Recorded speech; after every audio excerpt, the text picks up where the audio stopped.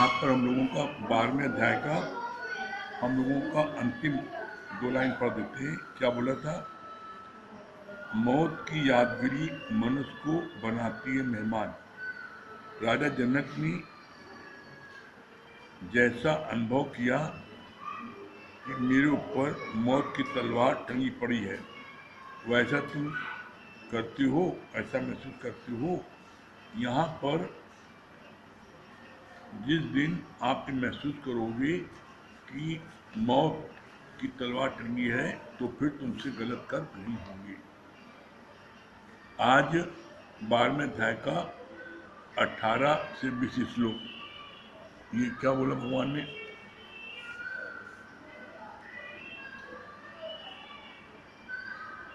दादा भगवान बोलते थे, अहल्या पत्थर नहीं थी, पर ये संकेत है कि उसकी तरह हम पत्थर दिल हो जाएं।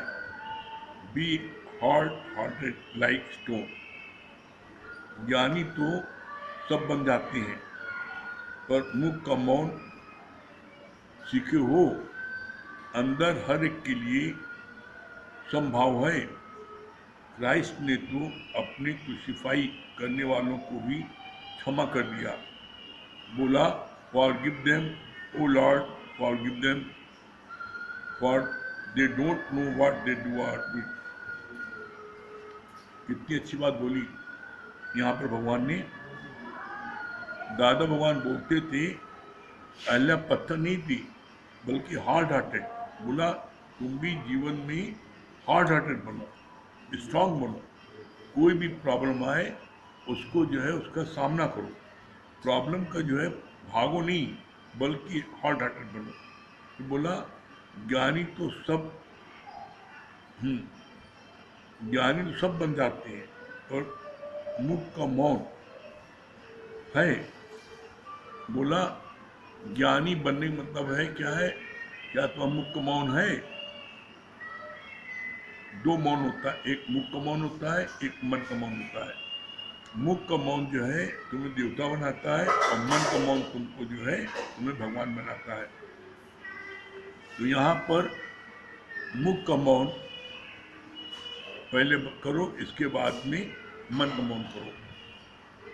ये जो है जब मन का मौन हो जाएगा, तो समझ लो तुमने अचीवमेंट प्राप्त कर लिया।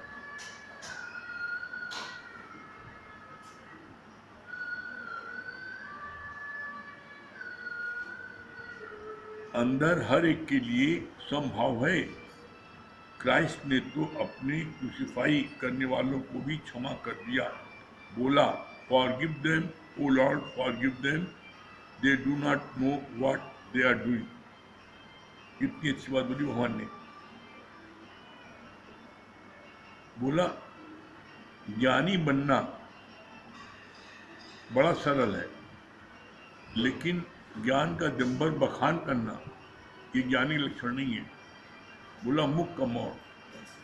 मुख का मौन तुम्हें देवता बनाता है, और मन का मौन तुमको जो है भगवान बनाता है। क्राइस्ट ने तो अपने क्रूसिफाई करने वालों को, क्राइस्ट ने कहा कि इनको नहीं पता है ये क्या कर रहे हैं, इनको नहीं पता है क्या कर रहे हैं, इसलिए हे भगवान इनको माफ कर दो। अव्वल तो अपनी गलती का एहसास हो, तभी वो अपनी सुधारने का प्रयास भी करेगा। एक्चुअल में सबसे बड़ी बात क्या है? हर व्यक्ति को एक बीमारी है, I know and I am right. वो जो है वो अपनी गलती कम सुधारेगा जब वो फील करेगा मैंने गलती की है, लेकिन जब वो समझ रहा मैं राइट हूँ, मैं गलती करता नहीं, तो सुधारे कहाँ? तो ऐसे में फिर उसको भगवान सुधारता है। जब कोई ऐसे नहीं सुधरता है, तो फिर उसको भगवान सुधारता है। कहा, सुधरने का प्रयास भी करेगा, सुधारने का प्रयास भी करेगा। गुरु की बाहर से तो इज्जत करेंगे, पर अंदर से उनका वचन कोई नहीं मानेगा। इस पद से जो नर चूके, तो आए जाए दुख पाए। जितना ऊपर चढ़कर गिरती हैं उतनी ही ज़्यादा चोट लगती है। क्या बोला भगवान ने? ये बोला गुरु की बाहर से थोड़ी इज्जत करते हैं, लेकिन अंदर से वो इज्जत मान नहीं रहता। क्यों? अगर अंदर भी इज्जत मानो तो तुम गुरु की सारी बातें मानोगे। वो भगवान ने तो यहाँ तक कहा कि तुम जितना विश्वास नाई पर करते हो उतना विश्वास गुरु को नहीं करते। नाई के आगे अपनी गर्दन कर देते हो, दाढ़ी बनाते समय चाहे तुम्हारी गर्दन काट दे, गला काट दे, लेकिन तुम गुरु के आगे नहीं झुकते हो, मुड़ते हो। तो यहाँ बोला भगवान ने कि तुम गुरु पर इतना विश्वास नहीं करते। तो इसके लिए बोला कि जब तक तुम विश्वास नहीं करोगे गुरु पर, तुम्हारे को जो है वो अचीवमेंट नहीं मिलेगा। गुरु पर जब विश्वास करोगे तभी तुमको अचीवमेंट प्राप्त होगा।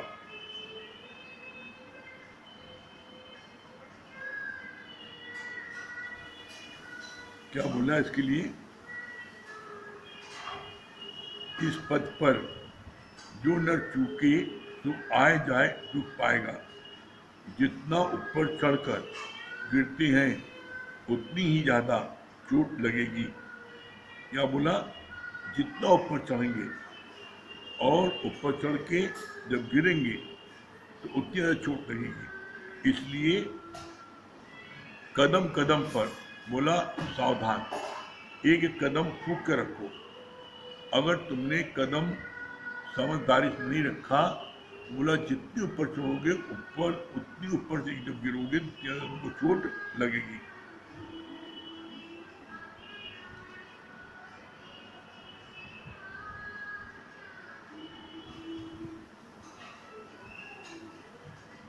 एक पक्षी ने कहा, क्या कहा? तुम मेरे को न मारना, क्योंकि मेरे अंदर भी तू है, कहीं तेरा ही तीर तुझको भी न लग जाए। कितनी अच्छी बात बोली। पक्षी ने बोला कि तुम शिकारी को कि तुम मेरे को नहीं मारना। क्यों? क्योंकि एक परमात्मा ही सब बना है, और तुम अगर तीर मारोगे तो तुम्हें लगेगी। इसलिए बोला कि तुम मेरे को तीर नहीं मारना। तुम अज्ञानी व्यक्ति की तरह बोलते हो कि मेरे को फलाने ने से एलर्जी है। तुम अज्ञानी व्यक्ति की तरह बोलते हो कि मेरे को फलाने से एलर्जी है। क्यों नहीं? ज्ञान की आत्मभाव की ऐसी टैबलेट खा लेते हो जो सर्व में एक परमात्मा का दीदार हो। क्या बोला? तुम अज्ञानी व्यक्ति की तरह बोलते हो कि मेरे को फलाने से एलर्जी है। क्यों एलर्जी है? फलाने से एलर्जी क्यों है? क्योंकि वो तुम्हारी बात को नहीं मानता। कोई तुम्हारे अपोजिट चलता है तो तुमको उससे एलर्जी हो जाती है। तो कितना अच्छा उपाय बताया। बोला कि ज्ञान की आत्म भाव की ऐसी टैबलेट खा लेते हो तो सर्व में एक परमात्मा का दीदार हो। कहा कि तुम अगर ज्ञान की आत्म भाव की ऐसी टैबलेट खा लो तो तुम्हारे को जो है किसी से एलर्जी नहीं होगी और हर एक में परमात्मा का भाव दिखेगा। फिर आगे बोला, इस जिंदगी में हर घड़ी इम्तिहान होते हैं, जाकी रही भावना जैसी प्रभु मूर्त देखी तैसी। जिंदगी में हर पल हर घड़ी इम्तिहान होते हैं। इस जिंदगी में हर घड़ी इम्तिहान होते हैं, जाकी रही भावना जैसी प्रभु मूर्त देखी तुम तैसी। हर घड़ी इम्तिहान होगा और जिसकी जैसी भावना है वैसा ही उसको गुरु दिखेगा। जिसकी जैसी भावना उसको वैसा गुरु दिखेगा। फिर बोला, गुरु ने 3 व्यक्तियों को कहा कि अच्छा काम करके आओ और शाम को आके बताना। एक व्यक्ति आगे गया। खाना खाने की शुरुआत ही कर रहा था, एक एक भिखारी उसके सामने आया। उसने अपना खाना उसे दे दिया। दूसरा आगे बढ़ा तो सामने से एक व्यक्ति रोता हुआ आ रहा था। बोला, लड़की की शादी के लिए पैसा नहीं है। उसने अपनी हीरे की अंगूठी उतार कर दे दी। तीसरे ने देखा, उसका दुश्मन समुद्र किनारे लेटा था। अचानक ऐसी तूफानी लहर आ रही थी कि उसमें वो व्यक्ति डूब जाता है। इतनी तेज तूफानी लहर आ रही थी, वो व्यक्ति डूब जाता। उसने अपने प्राणों की परवाह न करके उसे बचाया। तुम अपने से पूछो कि तुम ऐसा कर सकते हो।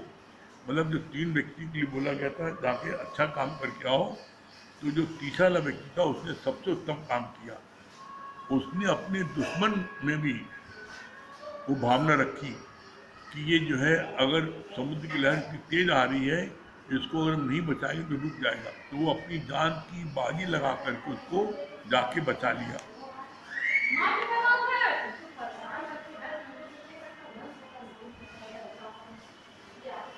बिना चित्त की एकाग्रता के ज्ञान नहीं लगेगा। बिना चित्त की, जब तक तुम एकाग्रचित होकर के मनमना भाव के ज्ञान नहीं सुनोगे, ज्ञान नहीं लगेगा। कबीर ने क्या बोला? कबीर एक है, बोला बोला मंत्र एक है। चाहे भोग विषय कर, चाहे भक्ति कमाए, मन तुम्हारा एक है। चाहे उसको भोग विषय में लगाओ और चाहे भक्ति कमाओ, एक समय में एक ही काम होगा। एक समय में 2 काम नहीं हो सकता है। या तो भक्ति करो या विषय भोग लगाओ। जैसे एक म्यान में 2 तलवार, देखा सुना नहीं कोई। उसी तरीके से एक समय में आप 2 काम नहीं कर सकते हो। एक समय में एक ही काम करना पड़ेगा। चाहे भक्ति कमा लो, चाहे जो है आपके भोग विषय कर लो। जब तक तुम्हारा मन नहीं मोड़ा, द्वैत देश हटकर प्रेम में परिवर्तित नहीं हुआ, तो ज्ञान सुनने का क्या लाभ। यहाँ पर इस अध्याय में ये विशेष बात बोली गई है, जब तक तुम्हारा मन नहीं मोड़ा, किससे? द्वेष हटकर प्रेम में परिवर्तित नहीं हुआ, तो ज्ञान सुनने का लाभ। ज्ञान सुनने का लाभ तब है जब तुम अपने दुश्मन से भी प्यार कर सको। ज्ञान सुनने का लाभ तब है जब तुम्हारा किसी से द्वेष न हो। ज्ञान सुनने का लाभ कब है? जब तुम हर एक से प्यार कर सको। बोला, फिर आगे बोला, ज्ञानी भगत के लिए बोला गया है कि उसकी मन इंद्रियां सब जीती हुई है। तुम अपने से पूछो कि मन तुम्हारे बस में है। कितनी अच्छी बात बोली। जो ज्ञानी है, ज्ञानी भक्त के लिए बोला गया है कि उसकी मन इंद्रियां सब जीती हुई है। जो ज्ञानी है वो अपनी मन और इंद्रियों पर विजय प्राप्त कर चुका है। वो मन इंद्रियों पर विजय प्राप्त कर चुका है, तभी ज्ञानी है। जो अपने मन और इंद्रियों का गुलाम है, जो अपने मन इंद्रियों गुलाम है, वो ज्ञानी नहीं है, वो अज्ञानी है। अज्ञानी अपनी इंद्रियों के बस में है, अपने मन के बस में, मन का गुलाम है। और ज्ञानी अपने मन और इंद्रियों का राजा है। सारी इंद्रियां उसके अंडर में चलती हैं। सारी इंद्रियां जो ज्ञानी है उसके उसके अंडर में चलती हैं। और अज्ञानी जो है वो अपने मन और इंद्रियों का गुलाम है। फिर आगे बोला इसके लिए,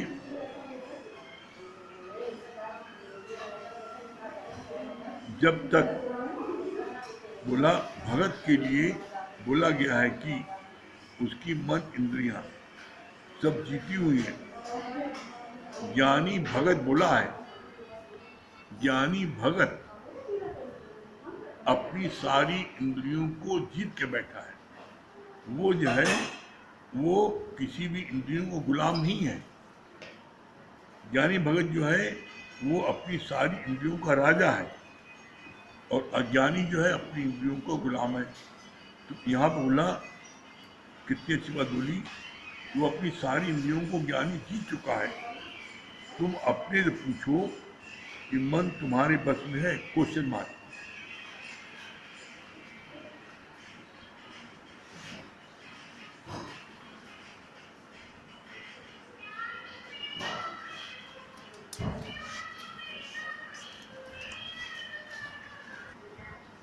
जहाँ चमार लोग चमड़ा जो है धो रहे थे, तो जैसी चमारों को बस्ती को पहुंचा है तो राजा नाक में कपड़े रखने का, या कहाँ चला, बड़ी गंध आ रही है, वहाँ गंध आ रही है। अरे सब लोग सब इतने अच्छे से काम कर रहे हैं, वहाँ पर लोग धो रहे हैं चमड़ा, उनको गंध नहीं आई, तुमको गंध कैसे आ रही है?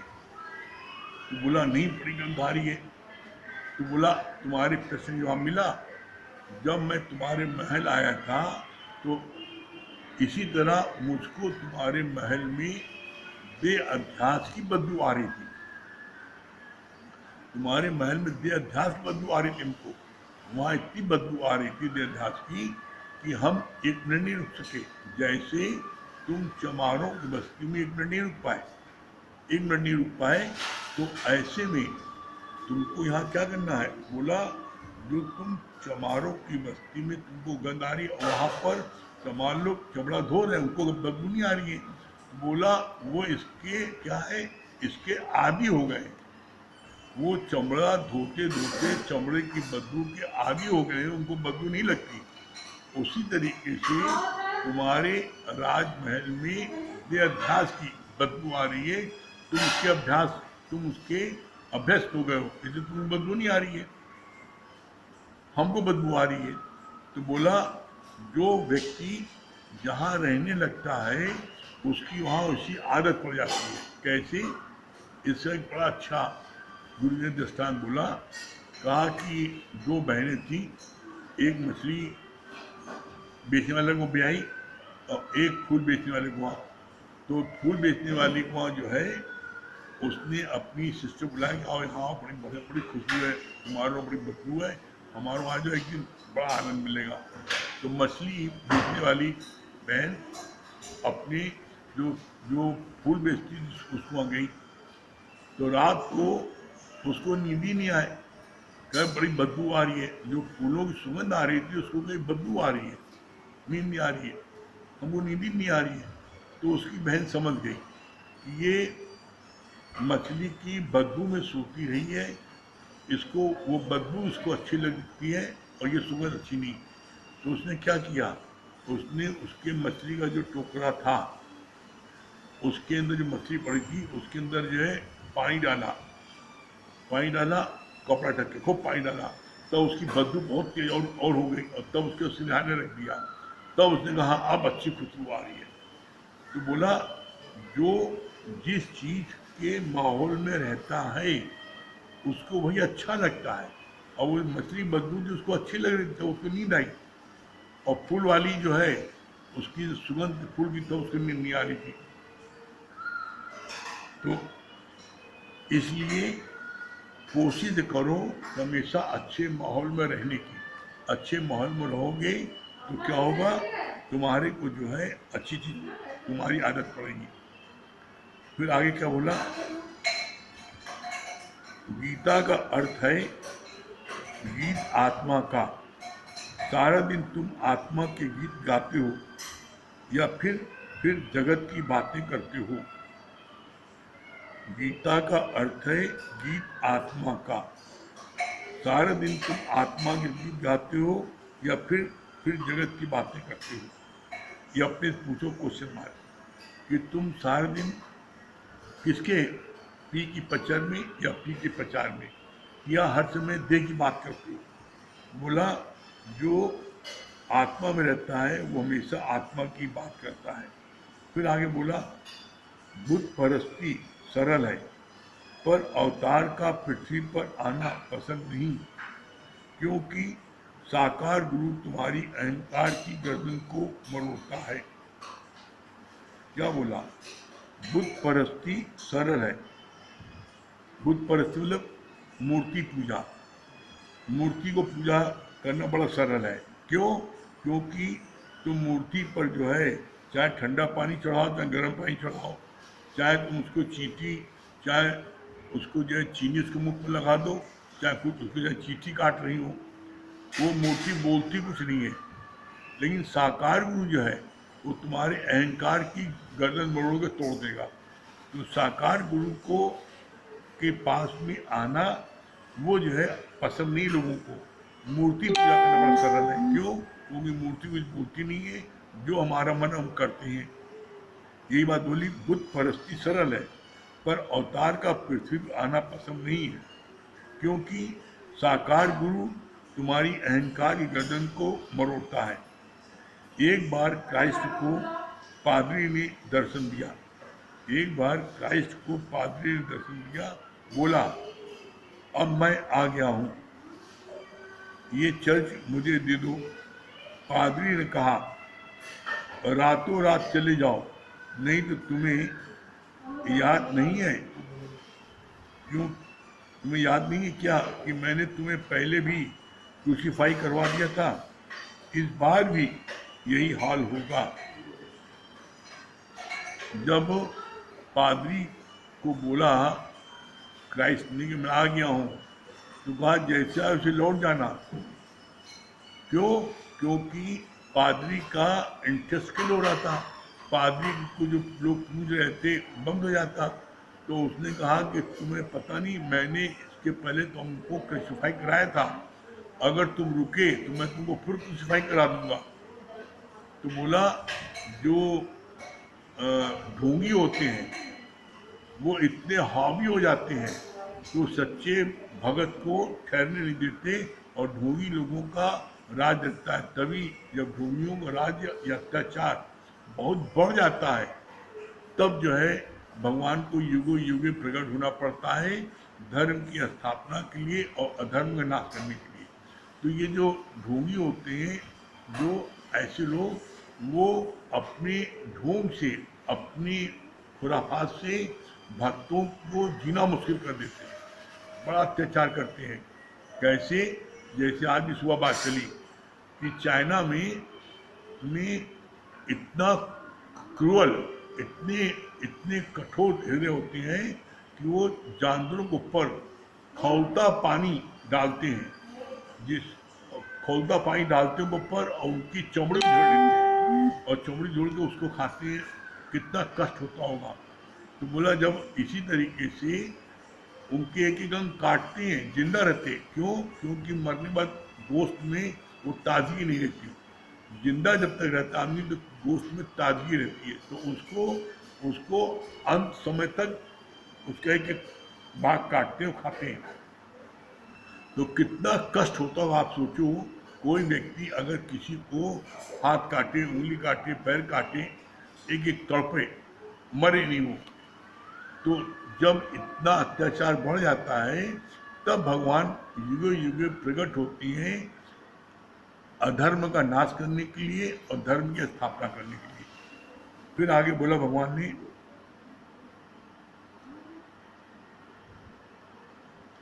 मुख से तुम बोलते हो कि गुरु तन मन धन, तन मन धन, गुरु गुरु तन मन धन तेरा तेरा है। क्या सचमुच अर्पण किया है? पूरा जीवन तुम्हें गुरु अपने पास रख तो ले रख तो ले सकता है। बोला कि तुम ऊपर से बोलते हो गुरु तन मन धन सब तेरा, लेकिन क्या अंदर में ये फील करते हो, अंदर ही महसूस करते हो तन मन धन सब तेरा है? अंदर में नहीं फील करते हो, ऊपर से बोलते हो तन मन धन तेरा। बोला, इससे कोई फायदा नहीं है। अंदर से फील करो कि तन मन धन गुरु सब तेरा। जब ऐसा फील करोगे तो फिर किसी प्रकार की कोई भी हानि होगी तो उस समय तुम दुखी नहीं होगे। जैसे राजा जनक के महल में आग लगी तो राजा जनक सत्संग सुनते रहे, वो भाग के नहीं गए, बाकी सारे सत्संगी भाग गए। तो उनसे पूछा गया आपके महल में आग लगी, आप क्यों नहीं भागे? कहा मैंने पहले ही दिन अपना तन मन धन तीनों गुरु को दे दिया था, तो अब जिसकी जले वो भागे, गुरु भागे, मैं क्यों भागूं? तो जिस दिन आप भी अपने अंदर से अपना तन मन धन गुरु दे दोगे तो फिर कुछ भी हो तो आप किसी बात से दुखी नहीं होगे। फिर आगे बोला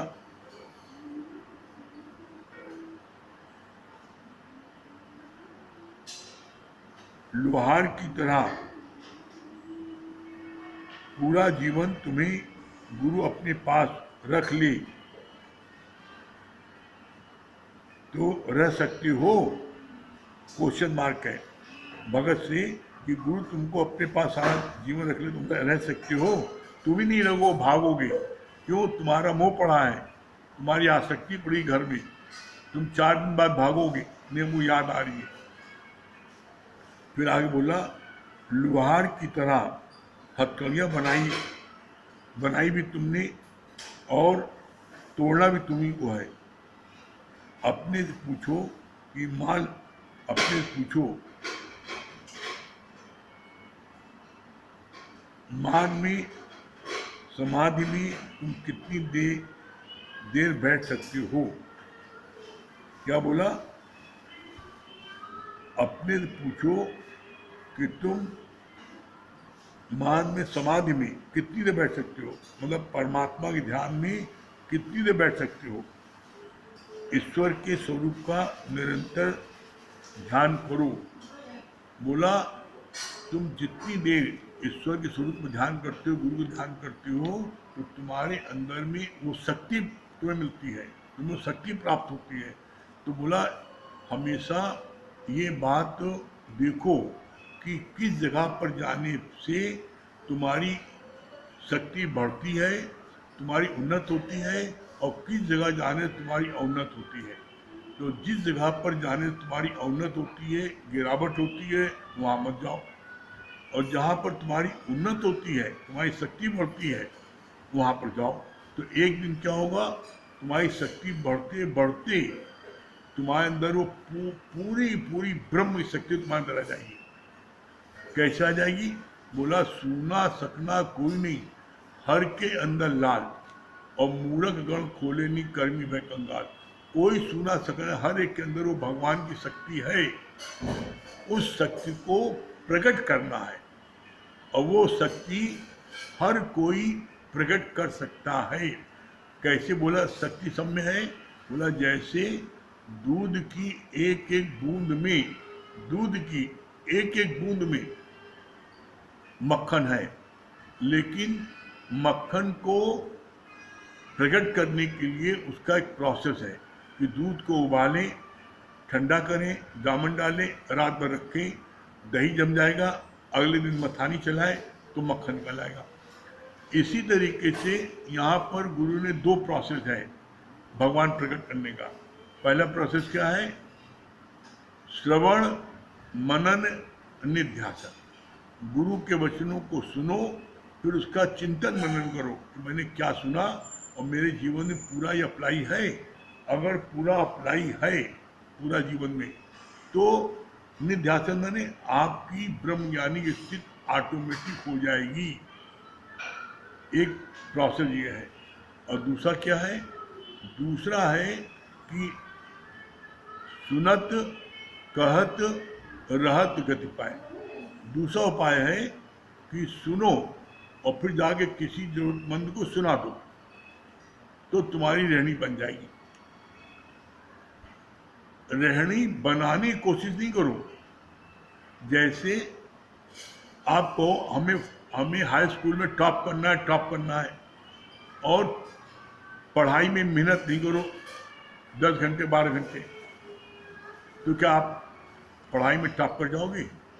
इसी तरह आप बोलो हमें चैंपियन होना है, हमें इंडिया नेशनल चैंपियन होना है, तो तुम्हारे दिन भर रटने से 10 बार कहने से क्या तुम चैंपियन हो जाओगे?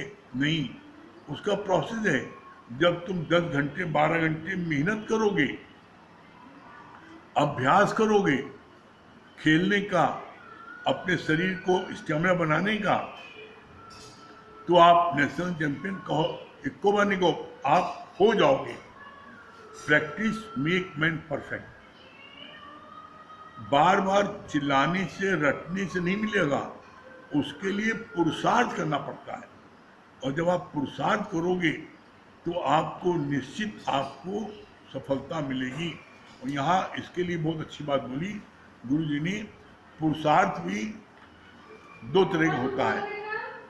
एक पुरुषार्थ होता है कौन सा? एक पुरुषार्थ होता है किसके लिए? एक पुरुषार्थ होता है माया के लिए करना।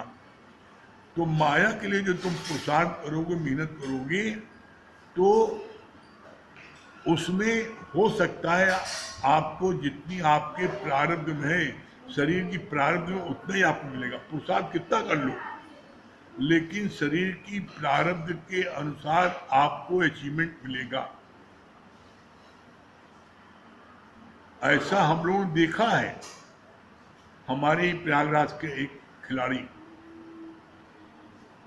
जिसका नाम सुशांत सक्सेना था, उसने बड़ी मेहनत की और हिंदुस्तान के सारे टूर्नामेंट को जीत रहा था, और उस साल उसको नेशनल चैंपियन निश्चित हो जाता। लेकिन नेशनल चैंपियनशिप के 1 हफ्ते पहले उसका एक्सीडेंट हो गया, पैर टूट गया और वो खेल नहीं पाया, नेशनल चैंपियन नहीं हो पाया। इसको बोलते हैं शरीर की प्रारब्ध। सारे टूर्नामेंट जीते और उस साल उसको जीतने का पूरा चांस था, लेकिन 1 हफ्ते पहले एक्सीडेंट हो गया।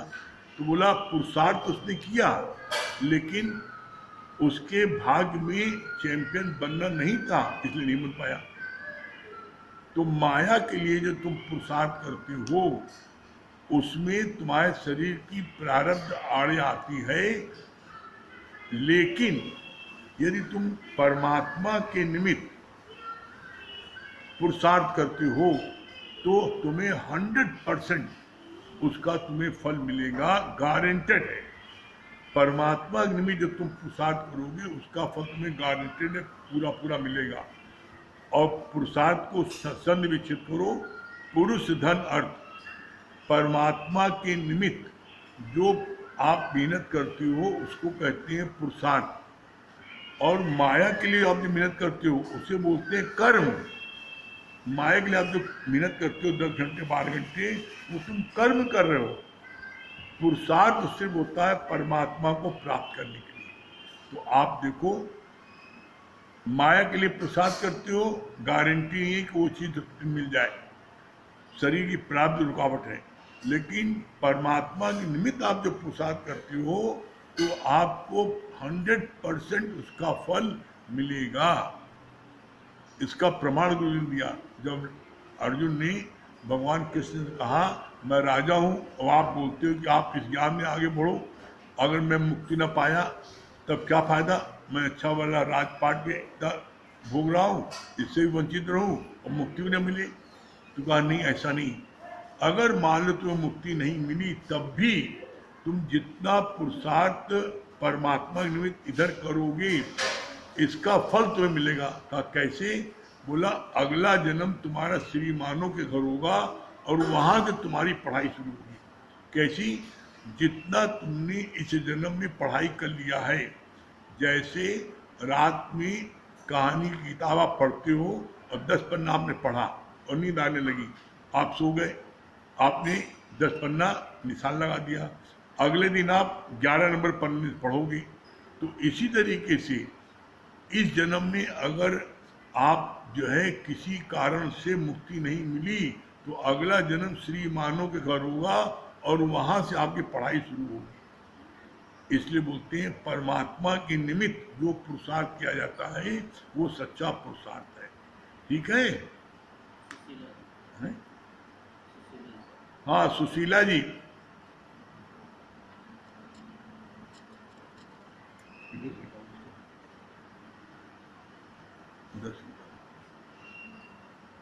हाँ सुशीला जी।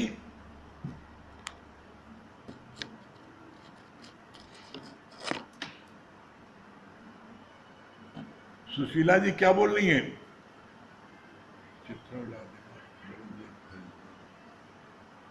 हाँ सुशीला जी। हाँ बोलिए। हाँ बताइए क्या बोल रही हैं, क्या सुना? बहुत अच्छा लगा कि मतलब जो माया के लिए उपासना करते हैं वो मतलब करते तो है मेहनत, लेकिन जो फल मिलना होगा जितना भाग में लिखा होगा उतना ही होगा।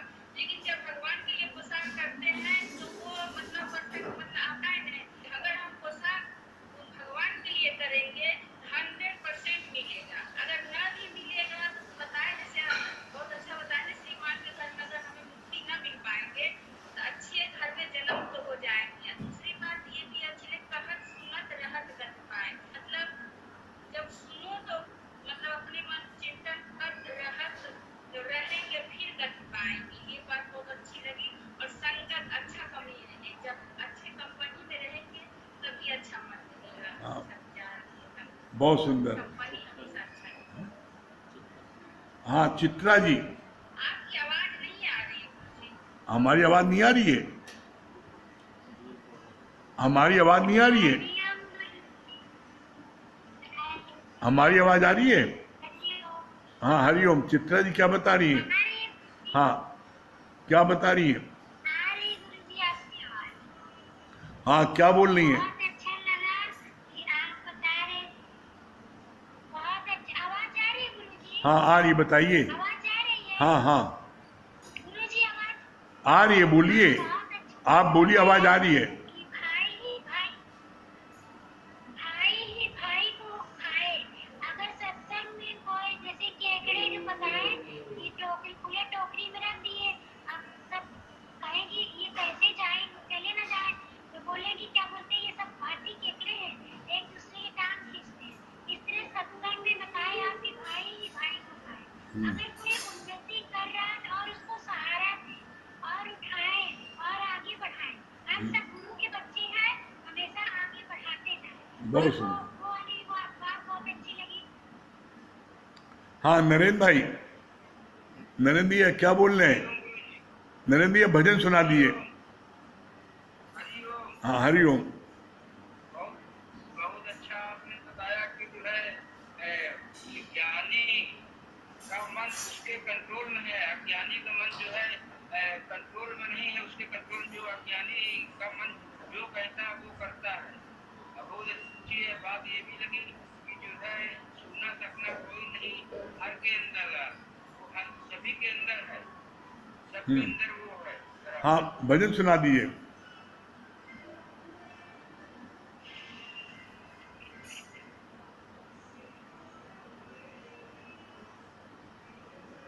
कहते हैं बड़े भाग मानुष कर पावा, ये 84 लाख योनि पार करके हम आए हैं।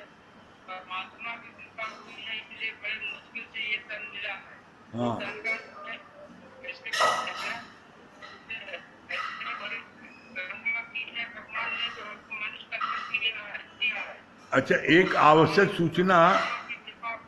नरेंद्र भैया, एक आवश्यक सूचना यह है कि कल से रात को 8 बजे होगा, 9 बजे की जगह 8 बजे होगा सत्संग। अच्छा रात को 8 बजे होगा और सुबह 8 बजे होगा। ठीक है। हाँ रात को 8 से 9:20 तक जो है सत्संग होगा रात का। 9 बजे की जगह 8 बजे से होगा। हाँ भजन सुनाइए।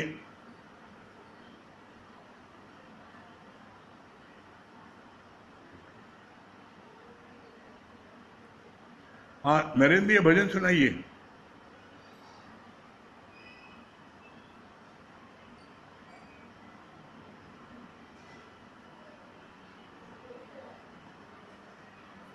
सो जाता है।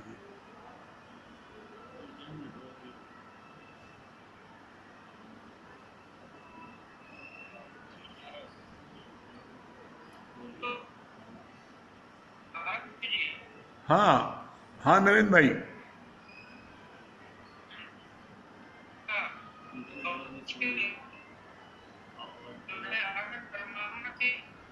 आपका आपकी आवाज, आपको नेटवर्क नहीं आ रहा है, आपको का आवाज भी नहीं आ रही है, फोटो भी नहीं आ रही है आपकी। परमात्मा कृपा हुई तो पशु से इंसान बना। हाँ हाँ हाँ, आ गए, ठीक है। हाँ बोलिए, सुनाइए, भजन सुनाइए, नरेंद्र भजन सुनाइए।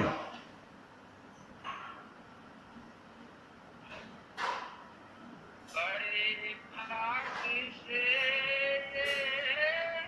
मनुष्य जन्म मिला है, बड़े भाग्य से ये मनुष्य जन्म मिला है। गवाते गवाते उम्र पार कर दी, गवाते गवाते उम्र पार कर दी। खाने कमाने में आयु गंवाई, खाने कमाने में आयु गंवाई। जिंदगी हमने बेकार कर दी, जिंदगी हमने बेकार कर दी। अभी चेत जा वक्त जो भी बचा है, अभी चेत जा वक्त जो भी बचा है। हरे काल मुख से ना कोई बचा है, हरे काल मुख से ना कोई बचा है। जरा सोच ले साहब, जरा सोच ले साहब, ले जाएंगे क्या यूं ही जिंदगी हमने है पार कर दी, यूं ही जिंदगी हमने है पार कर दी। बड़े भाग्य से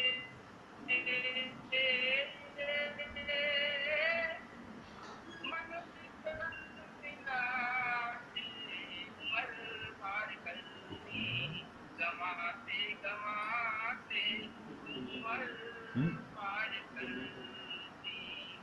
है संसार सागर में जीवन की नैया, है संसार सागर में जीवन की नैया। है पतवार शब्द कर्म सतगुरु खेवैया, है पतवार शब्द कर्म सतगुरु खेवैया। माया के चक्कर में, माया के चक्कर में फंस करके हम जीवन की नैया है मझधार कर दी, जीवन की नैया है मझधार कर दी। अगर चाहता अपना तू कल्याणकारी, अगर चाहता अपना तू कल्याणकारी, तो ले मानसा के सतगुरु की वाणी, तो ले मानसा के सतगुरु की वाणी। लगे अपना जीवन, लगे अपना जीवन सत्य संग में अब यूं ही जिंदगी हमने बेकार कर दी, यूं ही जिंदगी हमने बेकार कर दी। बड़े भाग्य से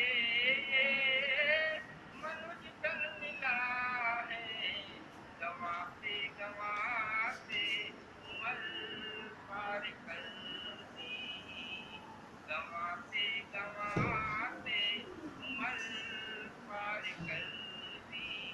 आने कमाने में जीवन गंवाई, आने कमाने में आयु गंवाई। यूं ही जिंदगी हमने बेकार कर दी,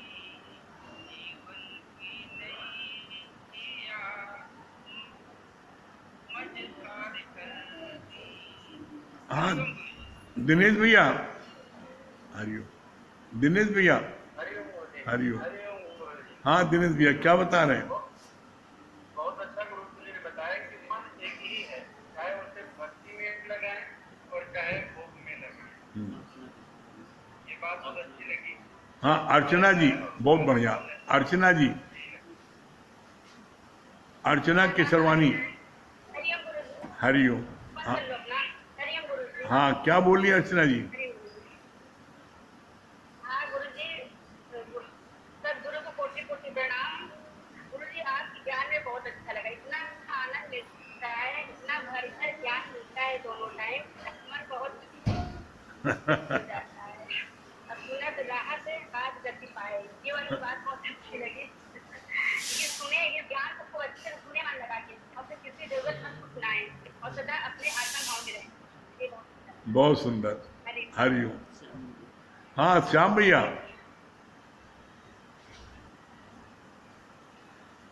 राम राम भाई, हाँ राम राम श्याम भैया। आवाज आ गई। हाँ हाँ, क्या बता रहे हैं? गुरु जी ने बताया कि बिना चित्त की एकाग्रता करें ज्ञान की बात बिल्कुल सही है। हम आज बड़ी देर से पहली ही वाणी गुरु जी की ज्ञान भगवान की लगी तब से सुन रहे हैं और कहीं हमारा मन इधर उधर नहीं गया। गुरु जी की एक एक वाणी, एक एक बात, आपकी पूजा की एक एक बात जैसे मन के अंदर एकदम श्याम भगवान ने सबसे पहले ही कहा कि वो आई एम, आप कौन है, आप अपने आप को पहचानते हैं। इसी पे उन्होंने कहा कि ये शरीर जाने वाला है, अब तो शरीर तो है नहीं, कपड़ा पहना है, कपड़ा चला जाएगा तो आत्मा है।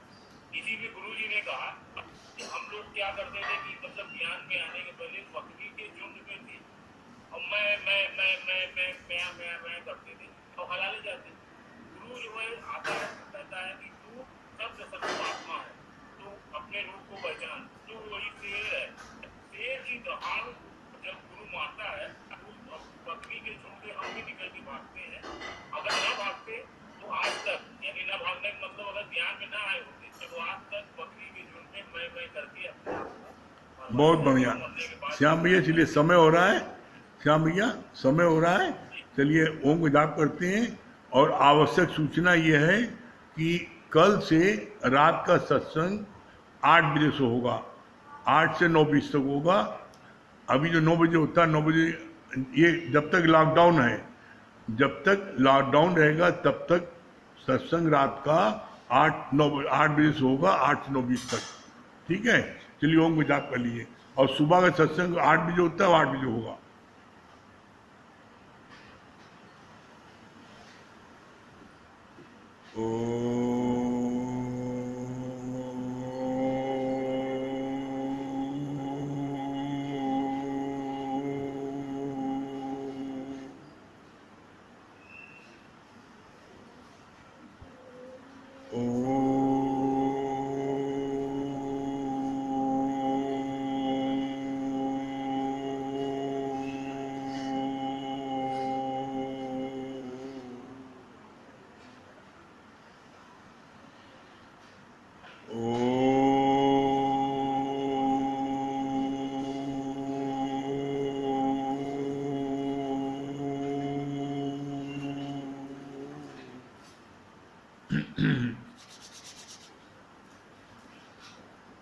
सभी प्रेमियों को हरिओम, राम राम। कल रात का सत्संग कल से 8 बजे।